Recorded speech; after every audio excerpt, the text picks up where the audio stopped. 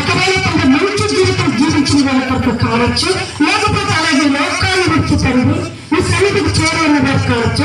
అంతకంటే ముఖ్యంగా మిమ్మల్ని జ్ఞాపకం చేసుకోవడం, అది మీ కుటుంబం మనకు ఆశీర్వాదం. ఇదిగో తండ్రి ప్రేమ నాగేశ్వరరావు, సుబ్బమ్మ గారి, రాజు గారి, మరి భక్త గారి నాగేశ్వరరావు చనిపోయి 2 సంవత్సరాలు అయిపోయినది. మీ సన్నిధికి చేరున్నారని జ్ఞాపకం చేస్తూ సంఘ ఐక్యతలో సమాజం ఇంతటి మధ్యలో వారి జ్ఞాపకం చేస్తూ చెప్తాం కదా. మీ ప్రార్థన ఆడండి అంటున్నారికి మీ ప్రేరణని రక్షించి మీరందరూ నడిపించమని, కుటుంబానికి కావాల్సిన దీవెనలు ప్రకటించమని, వచ్చిన బిడ్డలందరూ ఆశీర్వదించమని, వచ్చిన ఒక్కొక్క బిడ్డకి ఒక్కొక్క కష్టాలు ఉన్నాయి ఖచ్చితంగా.